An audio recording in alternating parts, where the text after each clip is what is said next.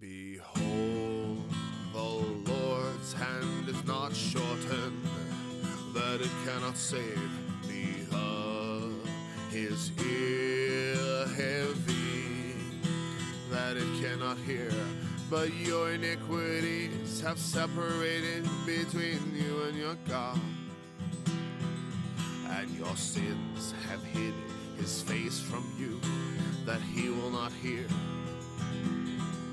For your hands are defiled with blood, and your fingers with iniquity.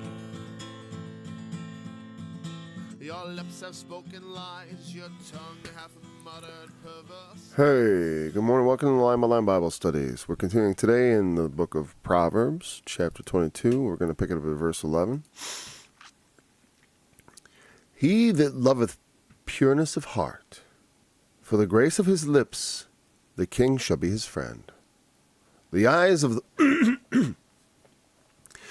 the Lord preserve knowledge, and he overthroweth the words of the transgressor. The slothful man saith, there is a lion without. The slothful man saith, there's a lion without. I shall be slain in the streets. The mouth of strange women is a deep pit. He that is abhorred of the Lord shall fall therein. Foolishness is bound in the heart of a child, but the rod of correction shall drive it far from him. He that oppresseth the poor to increase his riches, and he that giveth to the rich shall surely come to want. Bow down thine ear, and hear the words of the wise, and apply thine heart unto my knowledge. For it is a pleasant thing if thou keep them within thee. They shall withal be fitted in thy lips, that thy trust may be in the Lord. I have made known to thee this day, even to thee. Have not I written to thee excellent things in counsels and knowledge, that I might make thee know the certainty of the words of truth, that thou mightest answer the words of truth to them that send unto thee? Rob not the poor, because he is poor, neither oppress the afflicted in the gate. For the Lord will plead their cause, and spoil the soul of those that spoil them. Make no friendship with an angry man, and with a furious man thou shalt not go, lest thou learn his ways, and get a snare to thy soul. Be not thou one of them that strike hands, or of them that are sureties for debts. If thou hast nothing to pay, why should he take away thy bed from under thee? Remove not the ancient landmark, which thy fathers have set. Seest thou a man diligent in his business? He shall stand before kings. He shall not stand before mean men.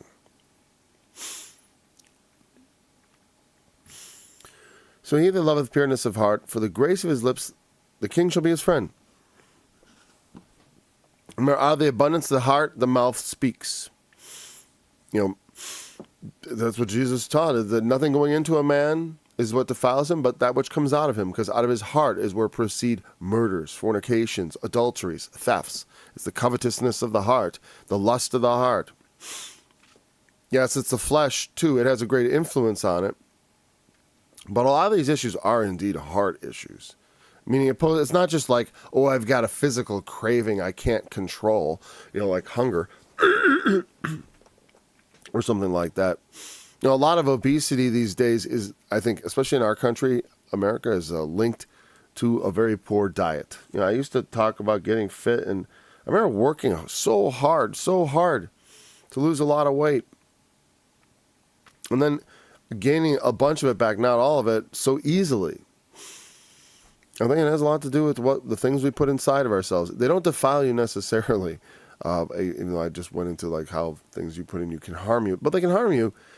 We trust in Jesus that nothing we eat can truly harm us. Nothing that goes into us can truly defile us before God. But also we have wisdom when we know, if someone says that's actually poisonous, you don't willingly. What it's saying is more like if someone tries to poison you, they're going to be confounded at your resilience because the Lord, I'm not saying in every case. Sometimes we get poisoned too, right? But the point is, those signs do occur and have occurred. Like Paul himself was struck by a snake.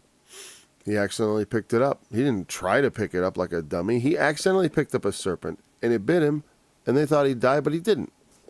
He shook it off into the fire like it was nothing. And that's my point. Is like he was on a mission from God. His death awaited him elsewhere. I know that too. It's not like I think I'm invincible. I know I've got an appointment with destiny. So, when you are inwardly pure, let's put quotes around that, because obviously, pureness of heart is something that we don't have as humans, except it be by cleansing. I mean, we have to, like it says, purify my heart. In Psalm 51, that's the plea, a broken and a contrite heart, God, thou wilt not despise, but rather that he would receive our contrition and our regret, and not just regret, but our true repentance, willingness to turn around, but also the true, genuine sorrow for having transgressed. Is nothing wrong with that. And to me, it's like you just don't want to follow after things too much like that. Like it says in the Ecclesia, you don't want to. It says, "Be not over righteous, be not, over wicked." I get it. When I look at that. In fact, there's something about removing the ancient landmark that it would play into that, and hopefully I think we will get there. But anyways, if you have a relatively pure heart, meaning you've purified it with the word of truth, and so your conscience, what helps keep your heart pure is your conscience. And it also helps tell you how pure your heart is. What are your true intentions? Your conscience will tell you, because you should know if you dare to examine yourself honestly. Right? Because here's the thing. I'm not a totally pure-hearted person. That's ridiculous. That is only the Lord Jesus, as I would see it. There's no other person of purely pure heart. But in some regards, I have a pure heart. I've always had a pure heart towards my children. It's like it's very. I use that as an example because it's easy. Most people are.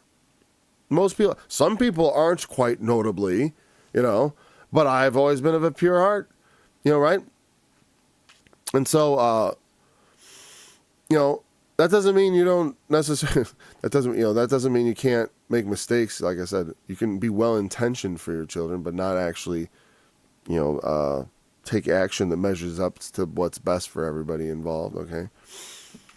But, no, he that loveth pureness of heart. Somehow I was missing that part of it. But I like that, who loves pureness of heart. Though we may not possess it, I like that actually, that you love it, that you wish it, that you desire it. All those things. And also that you admire it in others. Because out of the abundance of the heart, the mouth speaks, so your lips are going to be full of graciousness. What does it mean, grace? Is it going to mean like graceful, like we would normally think of, or favor? I'm going to look here real quick. The grace of his lips. The word is chen. We've saw that before. It means favor or grace, yes. And loveth is ahab, which is to love, pureness. I'm not going to the full. I'm going to look at the word pureness just for curiosity's sake, because it's not one I've seen recently here. And I will bring you for that, since I'm going to look at it. Tehor, or tahor, or tahor. Oh no, tehor. Is that an E? Yeah, tehor. Because it's like a short A. Purity, pureness. Wow, it's a very limited word. It only occurs twice. Here, and also in Habakkuk. But why is there no King James reference there? Habakkuk 1:13. Well, I'm not going to go down this rabbit hole because that's interesting. There's only 2 occurrences, but I'm going to just trust that this is properly translated. It means pureness. Tahor. I thought holy is kadosh, but it's like there's no other word for purify. But well, maybe it doesn't. What is it? Same as tahor. Oh, there we go. And now we have a word that shows up all the time. It's just, here we go. 93 occurrences. Okay, now I feel a lot better. Tahor, from tahor, taher, pure in a physical, chemical, ceremonial, or moral sense. Whatever. That's what we thought it was, right? I was just interested in that. Okay. Because I was going to say, we have a Bible, and it only uses the word for pureness twice. You know, and one of them isn't in the King James. I think the King James, maybe it's referenced as that other word. I would have found out that maybe there you'd find that Habakkuk passage. You can run down that rabbit hole if it interests you. Let's go on. The eyes of the Lord preserve knowledge. He overthroweth the words of the transgressor.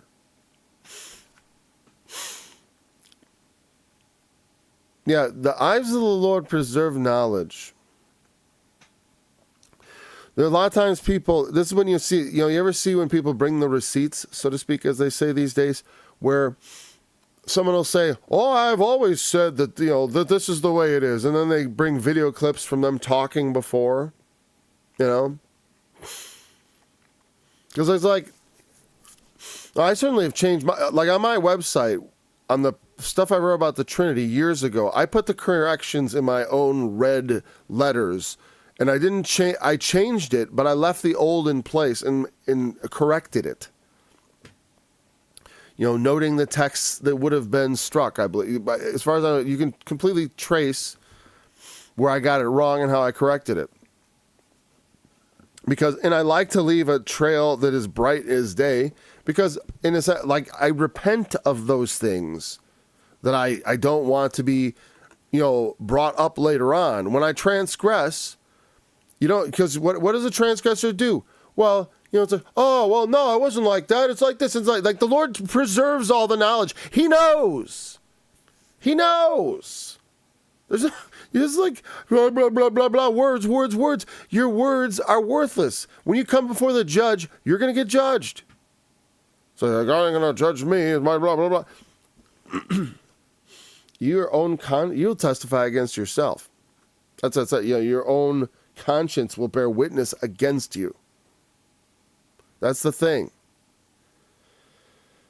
The eyes of the Lord preserve knowledge. He'll remind you, and then you'll go inside, and he'll know, and you'll be guilty. Well, I don't have to be guilty. It's like, yeah, well, also the truth, that's only for those who cannot acknowledge, who have to proudly, me never, nothing, just that narcissistic, I'm never at fault. I don't have any sins. What's God care about my sins? What do you care about living in God's reality? What is it that you think makes you a necessary part of the universe?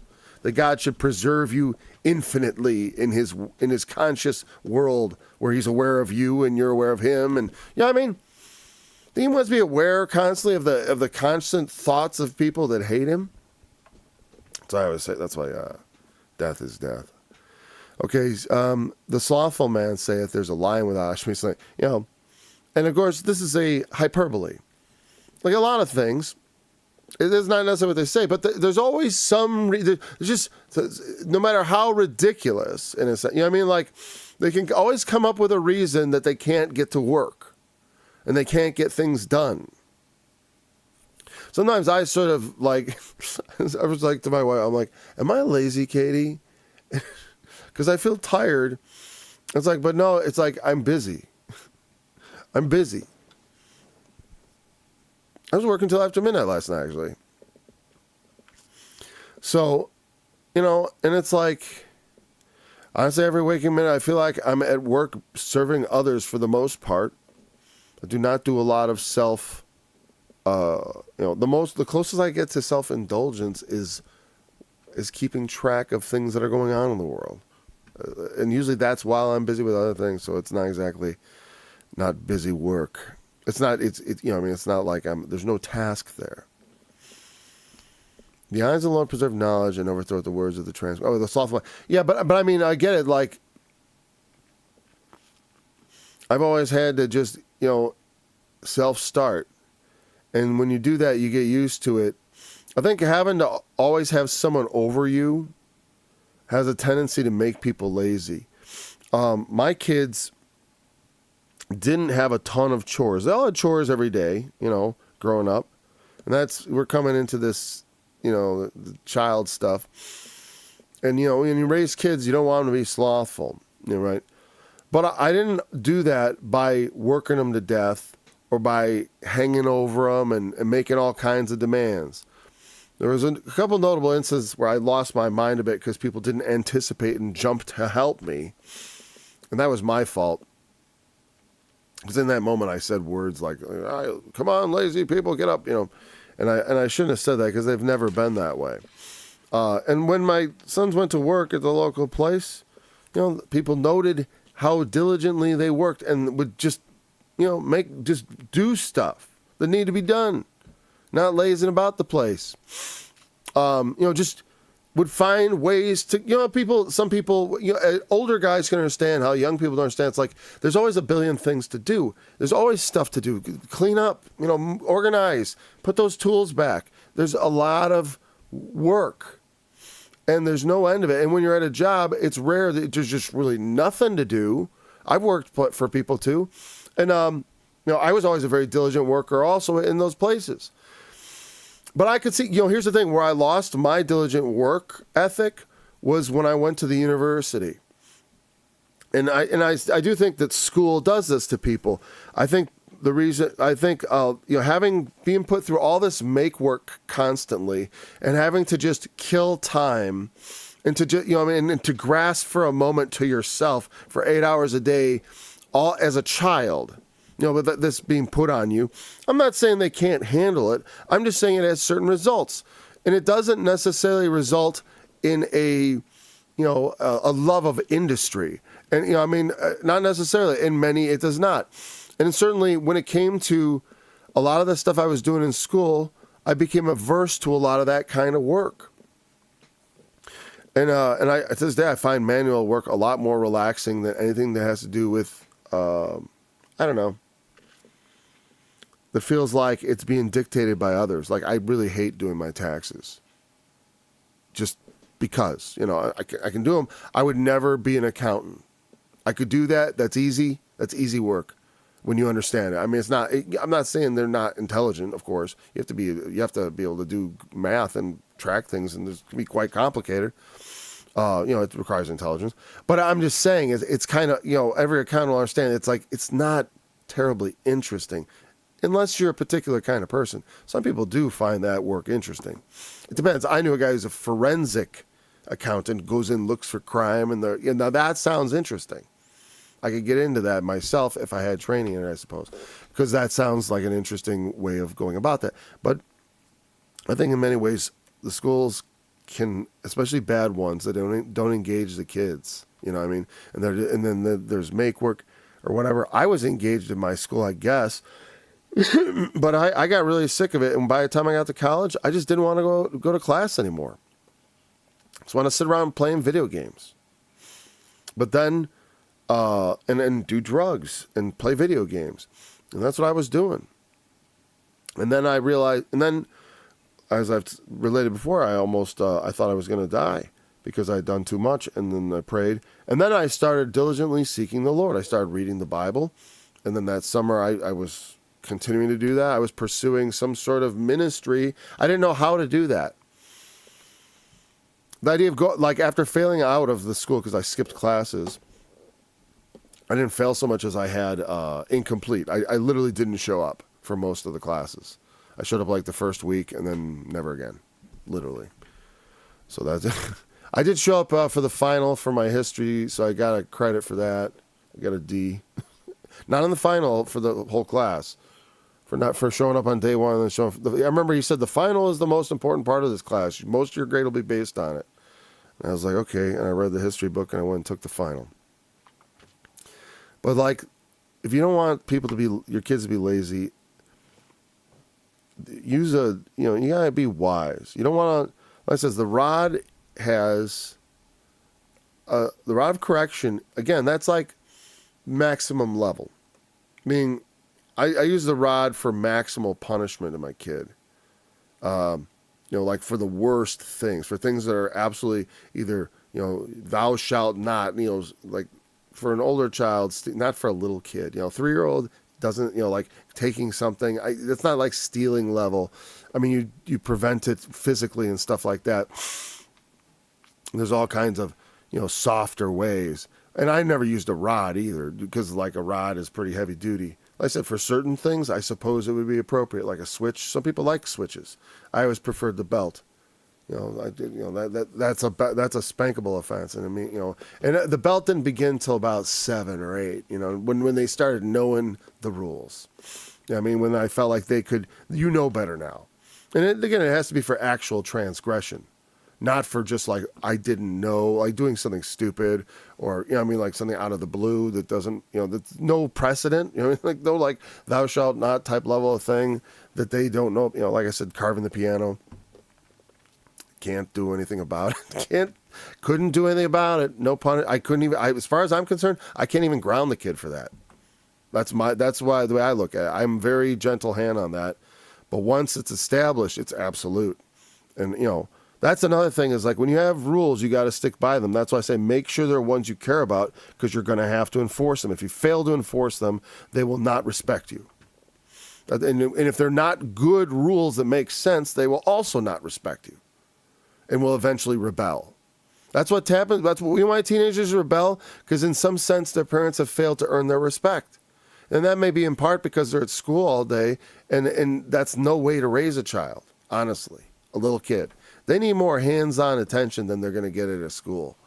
I think in high school age, kids are probably ready to go out on their own, no problem. Even before that, I'm sure 12-year-olds at puberty, though it's a little awkward to go into that suit, but whatever, awkwardness, hey. I'm not sure I like it. I'm just saying it might be different if kids were raised up better earlier, if they all came together later, instead of like Lord of the Flies type situations where you have these little bullies running around, oversized little tyrants, menacing other little kids.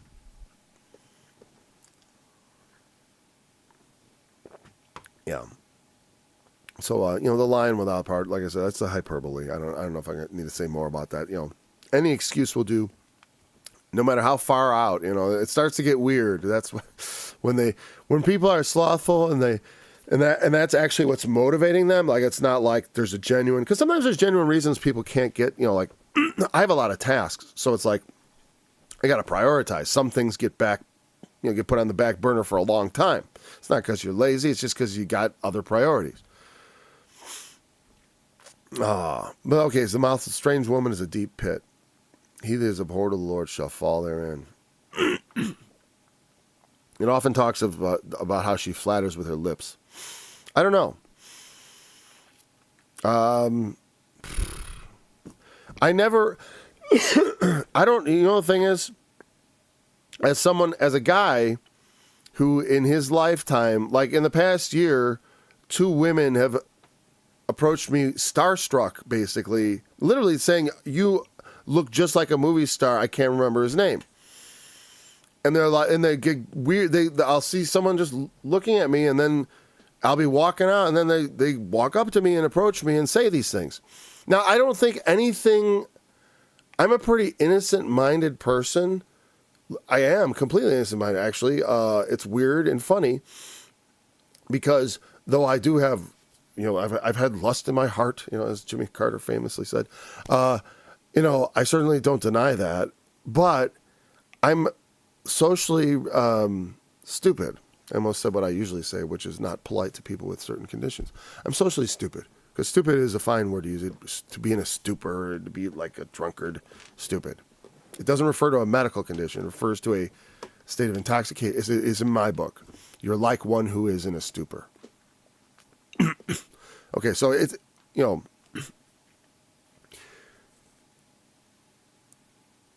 I remember when I was in high school, I was a freshman, and then the senior girl, she's kind of overweight, But, whatever. She was whatever. She was started on the bus. She was like, "Oh, can I sit here?" And she was just nice to me. And I thought, "Oh, nice. I have a friend." I didn't really have any friends at the time. She was in my lunchroom, and her and her friend, this other senior, would sit with me, and it was cool because I didn't have to sit alone. I'd sit there with these people, and they were nice and they're friendly. And it was girls, so I thought, hey, I wasn't interested in them, but it was nice that they sat with me. And it's like, and then later I learned it's like, no, this is all like she's beaming in on me and stuff, and I'm like, and I ran away. I'm not going to tell the story of how it came out and whatever, but basically her friend told me she really likes you. And it's weird, this is a 17-year-old, whatever, and I'm a 14-year-old. I just think, whatever. But I couldn't recognize what was going on. And I've always been like that. I've never recognized feminine, what is it called?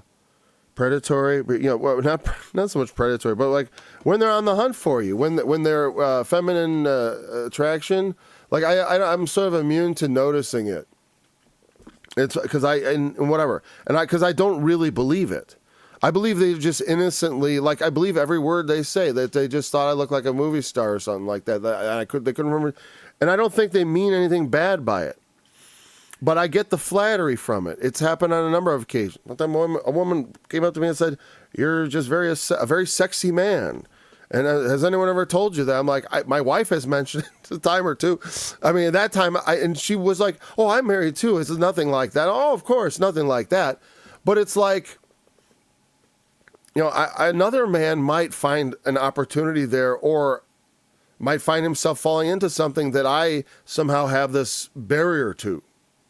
Maybe it's because I'm 6 foot, I'm intimidating. Even in school, I intimidated all the girls, which is just fine for me and fine for my wife. That works just fine. So I've got I've had a lot of experience with flattering lips from women, strange women that I don't know. I don't know that they're strange in the biblical sense, that these were women who were actually trying to have, I know a couple of them a few times, there were times when I was younger and I was in bars and girls were coming, and I knew they were coming on to me then because it was very obvious. I just mean, even to this day, that happens. And so what does someone do? I don't know. I don't know. See, I feel like every time it happens, I always just feel like I laugh it off and it's just funny, and there it goes again. And it's not, I know it probably sounds really vain or whatever, but it's the truth. You know what I mean? It's like when it's just what happens. But it's funny. It's never resulted in any sort of sex for me or anything like that. Maybe once when I was 17, it didn't result in sex, but it almost did, or whatever. It kind of resulted in groping or whatever. There we go. Just trying not to lie. I don't have to get all detailed for sure, but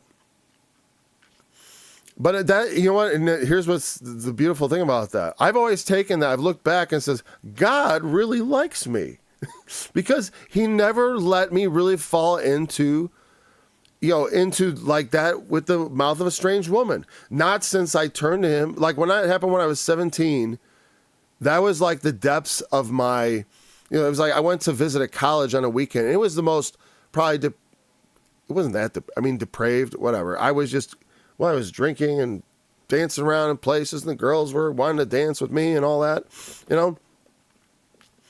And I didn't have any actual, but it was like there was, nothing. Nobody got naked, okay, nothing like that. Fairly tame, but at the same time, it's like that was the closest I ever came to really falling into something like that. When I look back on my life, after that, it never even came close. Really, it's like it never came close. And so, especially when I turned my heart to the Lord, He led me away from every person until he brought me to my wife. And, and that, I think, is also an important thing. It's like, he that finds a wife finds a good thing. He gets something. He is blessed of the Lord. A woman is a good one, is a precious jewel. but a strange woman, a woman whose heart is far from God. That's how we interpret that. Remember, we talked about that. It was a woman of, it's of your own country, but she's not like, it's like, and that's what Paul, they're not all Israel who are of Israel. Just like Jacob and Esau. They were born of the same father, but they all didn't inherit the promise. Yet they kind of take hold of the promise. And if you start and when the Israelites worshipped other gods, as they did fairly frequently, and pretty, it was an issue from the beginning. Not every single Israelite, obviously, there were always those who were faithful to Yahweh. And Elijah thought he was the last prophet. And God told him, I have 7,000 men I've reserved to myself who have not bowed the knee to Baal. That's why I never get weird about it's just me. It's like, just because you don't see other people, there's plenty of people all around. You just don't know who they are. I just trust the Lord in that. He's doing his work. I just do what he's given me to do. But yeah, I don't like to just get, and just because you've had a bad relationship. I was in bad relationships. But, like I said, those were all back when I was also, they were all people who believed in Jesus as much as I did. They weren't like unbelievers. I wouldn't have dated someone who's an unbeliever or an atheist, but we weren't godly by any measure at all, any of us.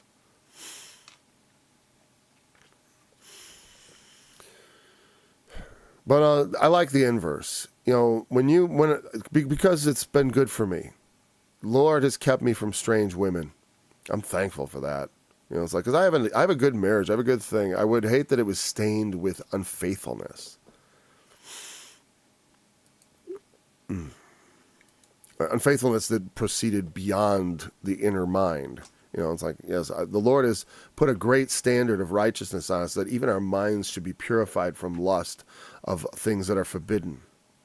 Because that's why is it not, I can, I remember I had a Christian friend. He was having a Bible study, and he was watching. He was something, and he was kind of, there was something came on that was kind of sexy or something, and I'm always like, turn my eyes away. And I remember, I forgot what, but his wife said to us, he can look, but he can't touch. And we know that may be something that people are willing to put up with, and certainly, I don't think the kind of adultery of the mind is not grounds for divorce the way the actual kind can be. Certainly, there's a degree of gravity of transgression that comes into play. But still, the Lord has called us to have minds that are purified. Those that love, right? Those that love pureness of heart. For the grace of the king shall be his friend. And I didn't even consider that. I should have considered that a prophetic sense of Jesus. Jesus said, henceforth he talked to his disciples. And I think all of us, when we come into the fullness of Christ, this is also for us. It's not just for them. Because he didn't say those things just for them, but for those who would believe in their word. He said that explicitly in the same gospel, John. He says, henceforth I call you not servants, for a servant knoweth not what his Lord is doing, but I've called you friends. And he is the one who searches the heart. He is the one who tries the reins, the kidneys, whatever. It's another form of inner thought, inner being, guts and stuff, right? What's in your gut? He knows. And he loves, and those that love pureness of heart, to seek to purify my heart. Purify my heart, O Lord. O Lord, rebuke me not.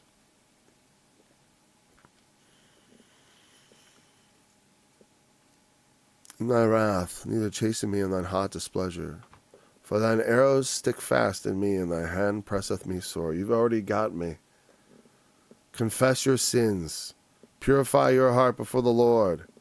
And the graciousness of your lips, meaning in your communications to him. Like I said, I work on my prayer life to build it up to a faithful, like I look at the way Jesus prayed. Father, I know you always hear me. And so I'm not saying this because it's for this, not for the sake of that, but for those who are listening. He acknowledges the situation. There's a truthfulness. The grace of his lips, the king shall be his friend.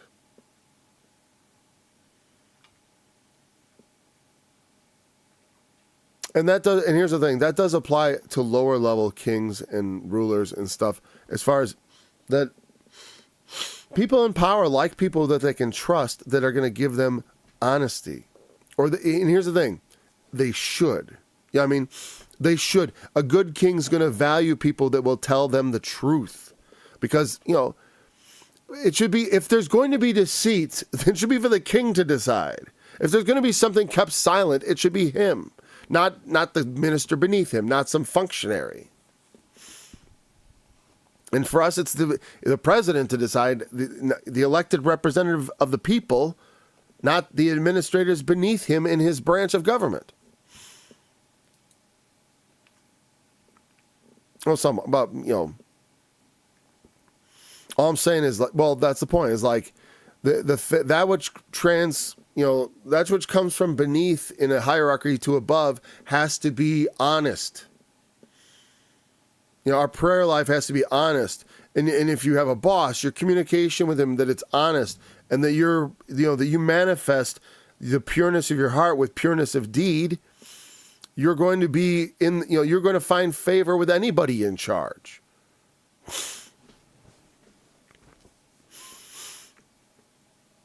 I must have jumped down too far. Okay. Yeah, okay. Mouth strange one. Foolishness bound in the heart of their child. We didn't address this part of it. The foolishness aspect.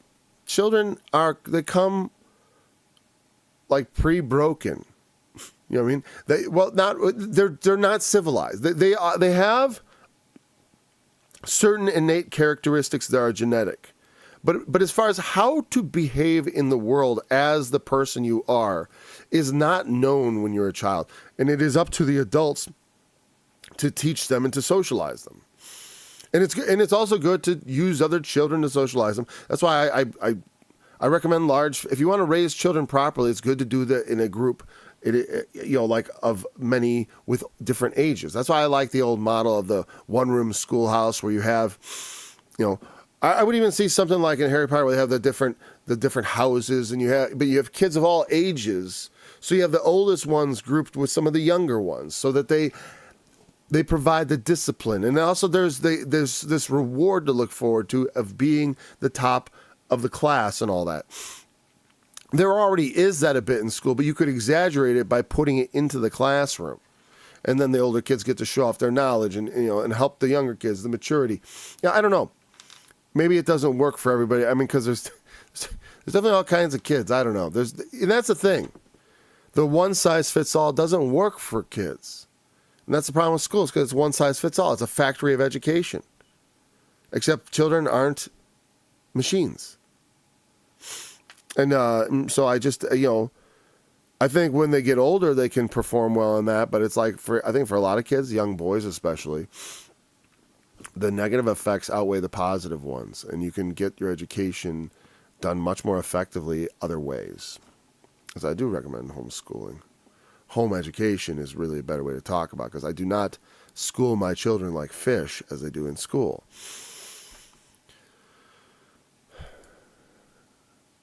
I almost want to look, where was the origin of this word school? We have university, we have when did we start calling things schools? And is it really related to the same thing? It's from the German Schule, die Schule. All right, so children have a lot of, and also not only do they not know what to do, they have all kinds of wild ideas. I remember having wild ideas. And I remember thinking that if I could, I remember I used to think there were two characters in a sitcom. I didn't used to like to talk about this later as a kid because it was embarrassing to me that I did this. And even with those kids, they probably forgot about it, but I always remembered it. I always remember almost every embarrassing thing that ever happened to me. And that's probably good because you don't want to do those things again. It sucks the way they haunt me, though, because sometimes I still feel bad about it later, but I guess that's good. I because I think, I said as an introvert, social interaction was so difficult for me that remembering the painful experiences is probably the best thing for me to help keep me from having painful experiences in the future. Though honestly, I still have social interactions that I find regrettable and annoying and painful, but and mostly because I feel like I embarrass myself. And I'm like, but that's just pride. Who cares? And I just got to learn to let that go. But they also have, I remember having the two characters in the sitcom. I remember I thought one, I had their names swapped because I didn't like one and I liked the other. And I thought the names, one had a good name, the other one, his name was kind of, I didn't like it. And so I wanted to flip them and call one the other thing, the other guy the other. And I tried to convince another kid that his name was whatever and not that. Just bending reality completely. And I didn't think of it as that's what I was doing. In my mind, I remember my mindset. I remember I just thinking, I didn't do all that calculation. I didn't do any calculation. I was just sort of, I remember just looking at them and I had the reverse names, and I think I just ignored on purpose any evidence to the contrary. And then after saying that, though, I did. And then I realized I was wrong. And I thought, what a foolish thing. And there were so many things like that. So many things that you think children think and say things that are foolish. And it can get them into trouble. Like, lying, cheating, stealing. They think, I can just bend reality here and steal a bit and get what I want. It's like, yeah, when they do, especially if they know. Again, rod of correction, I take as a stand-in for all forms of correction, the rod being the maximum penalty. Just like we had the maximum thing here with the lion in the street. Are there often lions in the streets? Is that what the slothful man is always saying? Is it always the rod of correction that is brought for every foolishness, for every little bit of tomfoolery? Well, no, not every little tomfoolery requires a actual physical blow. Always to the bottom is where I deliver them. To the butt, where they have a nice. I'll tell you what, I slipped and fell down my stairs and had 250 pounds of man, boom, boom, boom, boom, boom, boom, I think about 8 steps. And I had a huge bruise on my buttock. I had 3 buttocks for a while. It's funny. It is. And it was huge and painful. And I couldn't sit right for weeks. And I still have a lump back there. It's been almost a year. I joked that I took the Lord's paddling. But that's the point. And all it did was give me a big bruise, and that was 250 pounds. Bam, bam, bam. And it's like, I've never touched a kid like any one of those smacks, and never even a single bruise or nothing. Maybe a bit of redness. Because I usually only give them, when it's the belt, I usually just give them 1 or 2 if I felt it was really worthy. I can't remember, honestly, many of it because I didn't do it a lot. And like I said, if you have good discipline, you won't. I'm not gonna say it's never necessary. It may be. I say because they will test boundaries, and if they haven't had something really hurt, they will. And you know what? I'm not entirely averse to that. I don't think that's necessarily. Like I said, there's don't remove the ancient marker, which thy fathers have said. That's almost like a bit of wisdom about tradition. Like someone said, I forgot if it was a Chesterton's fence. They say, if there's a, I don't know if it's Chesterton's fence, whatever, the fence, you never, don't take down a fence until you know why it's there. Don't remove a boundary until you know what it's for. Why did they put this boundary here? What is the reason? Why do we need to take it down? I don't know why I'm skipping over there. Well, for kids. But also, you shouldn't just blindly follow authority because of the respect of the persons of men. That's the other flip side of that coin. Because you're ancient, the elders, those are authorities. But, Jesus had a lot to say about the fathers of the Pharisees. He said, your fathers were the killers of the prophets. And some of their ideas maybe aren't so worth preserving. Okay. Sometimes, like I said, I like to have children that are obedient, but also not so. I don't want to create obedient little cogs that fit like wheels into somebody's system. I want them to question authority, especially earthly authority, especially men, because men are not this cosmic authority. They're not the cosmic king. You know what I mean? The cosmic king, the Lord Jesus, is the only one who truly reigns as a righteous king. We found that men are so bad at being righteous kings that we virtually have eliminated that job. You know what I mean? Like, we don't call our president a king, and he doesn't really have the power of a king, certainly not the inheritance power.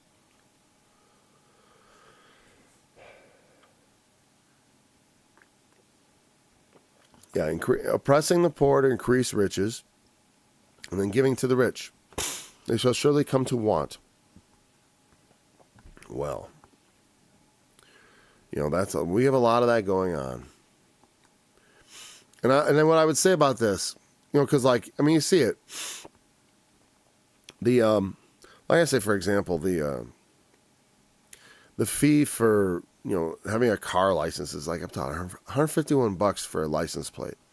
That and you think like, oh, who has 5 cars? So only the rich people. It's like, no, or a guy who has unreliable transportation has 5 cars that can barely run. I had to eliminate 2 of my cars this year out of the fleet because I was like, I just, they need work, and one's unreliable. I'm like, I can't keep plates on this thing. Even though I was taking it out before, I'm going to just say, well, I'm going to ground it for now and just make do with other things. But that's just taxes. I think more. And we don't have a lot. We have somewhat to complain of in our country, but what our country enables people to do in other countries, where they go in and take their resources and get rich, right? And then come home and give that money to, as stock dividends to the rich people here and to the rich congressmen. They give them their cut and all that. They will surely come to want. And if not in this life, then the Lord, here's what I say, the more they get away with it in this life, the greater wrath they store up for the judgment to come. The way I look at it is like, how terrifying do you want your experience to be before you die? And when you come before God, how terrifying would you like that to be? Because for some people, it's not going to be, it'll be pretty much, I don't know. So I suppose some might be quite resigned to their fate. Well, I guess I said, and then feel, convicted, I suppose, right? Others, I suppose, are going to be, like I said, some will be, like Jesus said, some will be punished with many stripes, some with few. That only really works with a finite number of stripes. So, bow down. Ultimate, that can only really, we have to trust in the Lord for that to be brought to pass. Though, like I said, it's not that we shouldn't aim to make that happen in the world. To the degree that we have power to do anything about it, we should. That's why it's like, well, if I could vote for it in this country, I would, but we don't really get much of a choice. We just get to vote for people, not for ideas. I wish we could vote for the ideas. Instead of voting for the people in government, just vote for what the government's doing, as far as like, should we have a war here? No. That's why it was supposed to be the power of Congress to declare war, because they thought that's closest to the people. But now, it's not even the president who declares war. It's just the military and the CIA. They figure out who we got to fight. Right?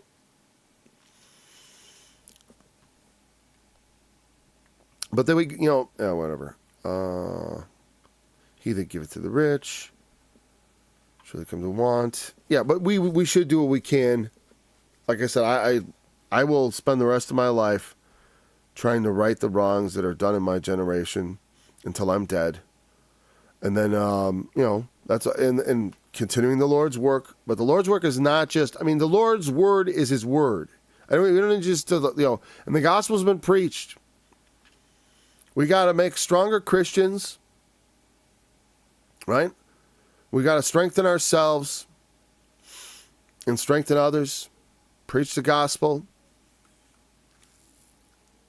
and occupy till he comes. But like I can't, when I see great evils being done, I have to speak up in whatever capacity I can as a teacher and as, like the genocide going on in Gaza, which I do regard as a genocide. Now it certainly looks like it. They're just it's pretty bad. And especially because they've said, if you listen to their leaders, it's clear their intent. They intend to do things that we call ethnic cleansing and genocide. They're not there fighting they're kind of fighting Hamas, but it looks mostly like they're just leveling the place. And also, there's a lot of oil and gas reserves there that Israel would like to make their own. Not that that's their chief motivation, See, the problem is just, it's not that God, it isn't good that that the children of Israel, I don't want to call them God's people per se, they're the broken branches. They're the broken branches. If the broken branches be gathered, I would not see them burned. I would see them grafted in, But, like I said, when they become sticks to smite people, and I get it, they're fighting each other, all that. Yeah, they're fighting each other, but it's like, there's such a thing as proportionality. You can't just level hospitals and Christian churches. Were the Christian churches that were getting bombed and the Christian women who were praying getting shot, or the Israelis who were surrendering and got shot by their own people while they were shirtless, waving white flags, which demonstrates that that's what they do to Palestinians all the time, shooting surrendering people, because they have no use for them. They want them all gone.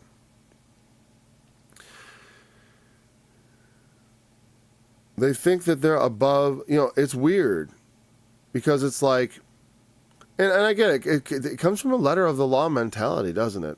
Not understanding that righteousness is much stronger. It's like, they couldn't understand that, like, just as, thou shalt not kill. It's like, yeah, sometimes, like a man is attacking you and the only way to stop him is to kill, or is to use force that may result in death. It's not necessarily that you want to kill them, but that the force necessary to stop them may, because it's like because the only reliable way you may have to defend yourself may be a gun, or a knife. And so what, if they're armed and you're armed, you can't necessarily second guess things as they bring the pistol to bear on you. You must fire, or just lay your life there, or if you're unarmed, you can just speak the words of God. And trust in that to deliver you. Which I'd like that idea. To me, that's much more exciting than doing something silly like pulling the trigger on a gun. But I like guns. I do. And I'm a pretty good shot. Like I've said that a bunch of times, but it's true. Yeah, but I won't need any of that skill. See, that's what I'm saying. Okay, so I'll give it to the rich, right? Bow down your ear, hear the words of the wise, and apply the heart to my knowledge. So here comes this little, like what we call it, a soliloquy, or where it begins to talk a little different. Okay, bow down, listen to the words of the wise. Apply your heart to my knowledge. The wise have knowledge, so it's listen, and then apply your heart to it, and to those things that are worth, you have to, I don't count myself to be all wise, but I have a certain degree of wisdom the Lord has given me. That's true. Especially with children, I can tell you a lot. Like I said, I only have it, though, from starting from scratch and under the Lord's blessing. I can tell you how you can have a lot of success following God's commands, But you just got to be wise about it. So it's not just about trotting out the rod all the time. It's about Provoke not your children to wrath.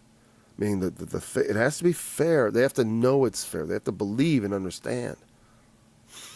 That's why the correction's got to be, scaled down for little ones.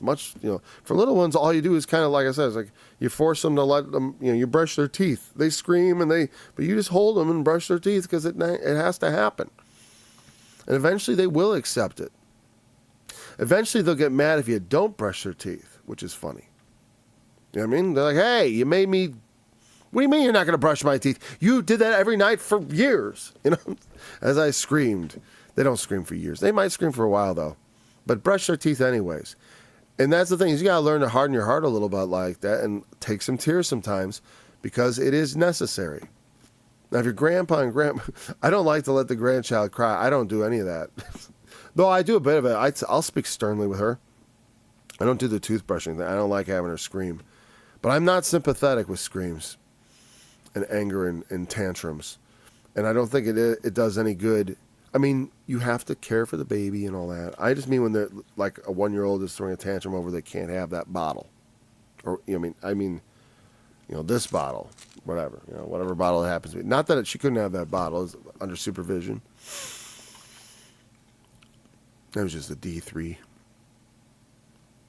All right. That thy trust may be in the Lord. I have made known to thee this day, even to thee.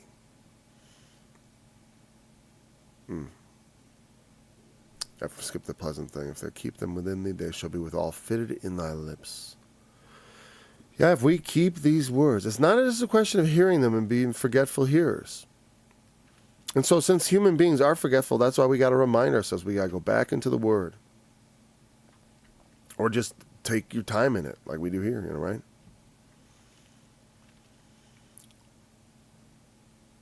Fitted in thy lips. You know what I mean? Like, fitted, it makes you think like the fit, appropriate. It's shaped properly. You know what I mean? It's like the words are fitted, they belong on your lips. You know what I mean? They are, you will have, your speech, like it says of the he that loveth pureness of heart, your lips will have that graciousness. Because you have, love, keeping the words of the wise within you is a sort of love of pureness, because there's a pureness of wisdom. And wisdom that has no foolishness in it, that's pure wisdom. That is also fully pure in the sense that it is divine. It's not the wisdom of this world, nor of the princes of this world, which come to naught. That your trust may be in the Lord. That's why I said that last part is very important. I have made known to thee this day, even to thee, have I not written to thee excellent things in counsels and knowledge indeed, that I might make thee to know the certainty of the words of truth. That's why I often talk about, like, yes, I agree. It's not because the word needs my support, but, I think having experienced things or hearing people say, yeah, I experienced this, can reinforce that. There's nothing wrong with that. It's a form of reinforcing the knowledge, relating it to an experience that one may have.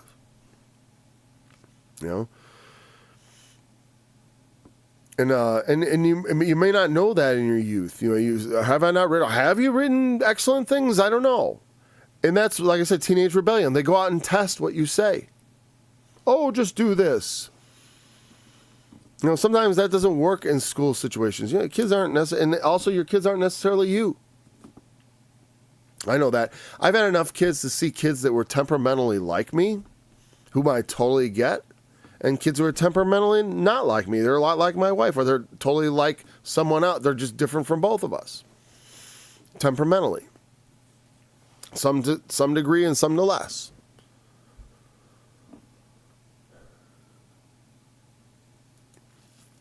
That I may make known the certainty of words of truth, that thou mightest answer the words of truth to them that send unto thee. When send you means like they ask. The idea is to make known that these things are certain. Again, he's reassuring him. And again, I add to his reassurance my reassurance as another elder. Not that I'm that old, but I'm 50. It's enough, you know. They wanted to say, geez, you're not yet 50 years old. 50 is like a good, like, well, you're not. 40 was like, those are the new men. Yeah. I just mean in the wandering in the wilderness, the men were reckoned from those that were 40 upward as the responsible generation. And that makes sense. That's why I said this time now troubles me, because I'm in a period of my life when I feel like peak responsibility. At 50, you kind of do. You like, I have adult children. I still have children in my home, you know, as under my roof, my own little ones. Not so little, but little enough. And I have, you know, and so like I have my father is getting old, and I have to help care for him. And that's another responsibility. I'm a homeowner. I have car problems. Right now I got major car problems. I have major car activity after this. Yeah, I feel peak, and the world around me has gone insane, and is continuing to go insane. And so, you know, like I said, I feel responsible for it. So I have something to do with it. I have to say something, at least to my neighbors, to my family, and according to the talents God has given me. I will say something in my Bible study. I will say something in my songs. I'm going to say something. At the very least. And if I had power, I'd do something. As far as like, you know, if I had power to you know, like if I was in government and it was like say I was a governor of a state and I had the power not to follow certain regulations, I would do that. Yeah, if it was in my power. You know, I'm very much a law abiding. I think the Lord is, you know, you change the laws if you have to, the legal way, and then you punish the wicked. You know, that's how it goes. You don't just distort the law. That's the problem right now, is they're just distorting it. They're just, you know, like, why don't you make some, you know, pass a law that genuinely reveals what you're doing. Like I said, I make no bones about the desire to retroactively prosecute people who go around censoring Bible studies and such. Anyone in government who is contacting people in social media, that needs to be a criminal offense. Because it's already been ruled as a violation of the First Amendment. So now that people are doing it, we have to realize that that's a crime that needs to be listed and somehow a penalty attached to it. You know, maybe retroactively we offer some sort of amnesty, but you know, I really would rather see them all punished, so others would fear. But whatever, you know, I would definitely settle for that if we would never have that again in the future. You know, I would settle for that. I would settle for, well, we'll give amnesty to all the censors who were doing it back when they thought it was okay. But now that the judgment has been, you know, I would say actually after any judgment, maybe it's already been judged by a lower court. I don't think if it's going to the Supreme Court, I'm not sure. But on some level, yeah, there's a line where after which, no, now criminal penalties apply. Whatever. Certain words. Yeah, you know, people will send unto you ultimately. You know, they say, you know, people will, when you have the Lord in you, eventually people will come to you and want to know the truth that you have in you. And so we're going to begin at verse 22 tomorrow, because we kind of got back to Proverbs here again. There was sort of like a little aside here, where he sort of gives a little, it's like an ad for it doesn't feel, it felt like almost like a pop-up ad for the book of Proverbs. Like almost like Solomon peeks his nose in, and he's like, hey, bow down your ear and hear the words of the wise. Apply your heart to my knowledge. Isn't this great? You know, isn't it a pleasant thing if they keep him within you? You know, it's a commentary on everything he's been saying. Okay, so we'll pick it up at 22 tomorrow, and we will definitely go into the next chapter a little bit anyways, right? So until then, thanks for joining me. Look forward to being back again for Friday. Remember, the testimony of Jesus is the spirit of prophecy. Behold, the Lord's hand is not shortened, that it cannot save, neither his ear heavy, that it cannot hear. But your iniquities have separated between you and your God, and your sins have hid his face from you, that he will not hear. For your hands are defiled with blood, and your fingers with iniquity. Your lips have spoken lies, your tongue hath muttered perverseness.